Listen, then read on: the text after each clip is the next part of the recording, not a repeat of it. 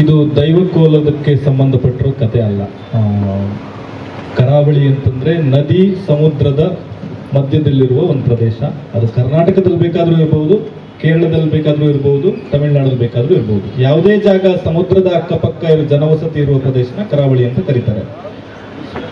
ನೀವು ಹೇಳಿರುವ ಸಿನಿಮಾ ಕಾಂತಾರಗೂ ಇದಕ್ಕೂ ಇರುವ ಒಂದು ಸಿಮಿಲಾರಿಟಿ ಏನು ಅಂತಂದ್ರೆ, ಎರಡು ರೂರಲ್ ಸ್ಟೋರಿಗಳು, ಕಲ್ಚರಲ್ ರೂಟೆಡ್ ಸ್ಟೋರಿಗಳು ಅಂತ ಅನ್ನೋದು ಬಿಟ್ಟರೆ ಬೇರೆ ಯಾವ ಸಂಬಂಧ. ಅದು ಬೇರೆ. ನಾನು ತುಂಬಾ ಜನಕ್ಕೆ ಈ ಪರ್ಟಿಕ್ಯುಲರ್ ವರ್ಡ್ನ ಹೇಳಿದ್ದೀನಿ. ಏನು ಅಂತಂದ್ರೆ, ಪುಷ್ಪ ಮತ್ತು ದಸರಾ ಎರಡು ಬೇರೆ ಬೇರೆ ಕಥೆಗಳು. ನೋಡೋದಕ್ಕೆ ನಿಮ್ಗೆ ಒಂದೇ ಊರಲ್ಲಿ ನಡೀತಾ ಇರೋ ಕತೆ ಅಂತ ಅನಿಸ್ಬೋದು, ಬಟ್ ಅವೆರಡು ಬೇರೆ ಬೇರೆ ಕಥೆಗಳು, ಬೇರೆ ಬೇರೆ ಸಿನಿಮಾಗಳು.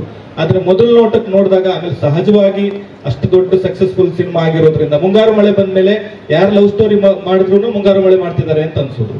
ಆ ಪ್ರೇಮಲೋಕ ಬಂದ್ಮೇಲೆ ಯಾರು ಕಾಲೇಜ್ ಸ್ಟೋರಿ ಮಾಡಿದ್ರು ಕಾಲೇಜ್ ಪ್ರೇಮಲೋಕ ಮಾಡ್ತಿದ್ದಾರೆ ಅಂತಾನೆ ಅನ್ಸೋದು. ಸಹಜವಾಗಿ ಅಷ್ಟು ದೊಡ್ಡ ಸಕ್ಸಸ್ ಆಗಿರೋ ಸಿನಿಮಾಗಳು ಮುಂದೆ ಅದೇ ಊರಿನ ಒಂದು ಕಲ್ಚರಲ್ ಅಂತ ಅನ್ಸೋದ್ರಿಂದ ನಿಮ್ಗೆ ಅನ್ಸೋದು ಸಹಜ. ಆದ್ರೆ ಇದು ಬೇರೆದೇ ಕತೆ.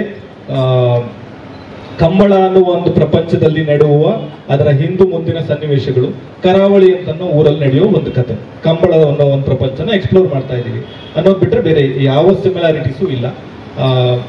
ಸೊ ಕ್ಲಾರಿಟಿ, ನನ್ನ ಕ್ಲಾರಿಟಿ ಇದೆ ಆ ವಿಷಯದಲ್ಲಿ.